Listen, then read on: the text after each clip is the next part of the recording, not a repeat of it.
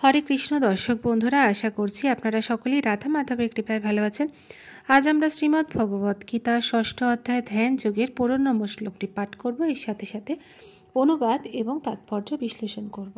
আসুন তবে শুরু করা যাক।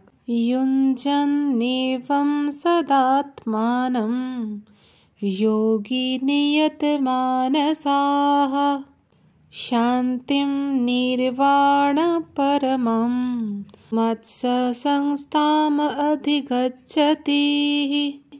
অনুবাদ: এভাবে দেহ, মন ও কার্যকলাপ সংযত করবার অভ্যাসের ফলে যোগী জড়বন্ধন থেকে মুক্ত হয়ে আমার ধাম প্রাপ্ত হন। তাৎপর্য: যোগ অনুশীলন করার পরম উদ্দেশ্য এখানে স্পষ্টভাবে ব্যাখ্যা করা হয়েছে। জড়জগতে সুখ স্বাচ্ছন্দ্য লাভ করা যোগ সাধনের উদ্দেশ্য নয়। পক্ষান্তরে জড়জগতের বন্ধন থেকে মুক্তি লাভ করাই যোগ সাধনের প্রকৃত উদ্দেশ্য। স্বাস্থ্যের উন্নতি সাধন অথবা লৌকিক সিদ্ধি লাভ করার জন্য যে ব্যক্তি যোগ অভ্যাস করে, ভগবত গীতায় তাকে যোগী বলে স্বীকৃতি দেওয়া হয়নি। ভবরোগ নিবৃত্তির অর্থ সকপল কল্পিত শূন্যে বিলীন হয়ে যাওয়া নয়। ভগবানের সৃষ্টিতে শূন্যে বলে কিছুই নেই, বরং ভবরোগ নিবৃত্ত হলে পরব্রহ্ম ভগবদ্ধাম প্রাপ্তি হয়।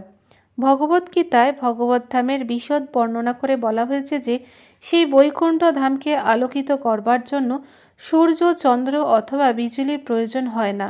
সেখানে প্রতিটি গ্রহই সূর্যের মতন আপন আলোকে উদ্ভাসিত। সমস্ত স্থানই ভগবদ্ধাম, কিন্তু পরব্রহ্ম এবং সেখানে অবস্থিত গ্রহলোককে পরম ধাম অথবা উৎকৃষ্ট ধাম বলা হয়। যে যোগী তার যোগ সাধনায় সিদ্ধি লাভ করেছেন, তিনি সর্বতোভাবে ভগবান শ্রীকৃষ্ণকে জানতে পেরেছেন।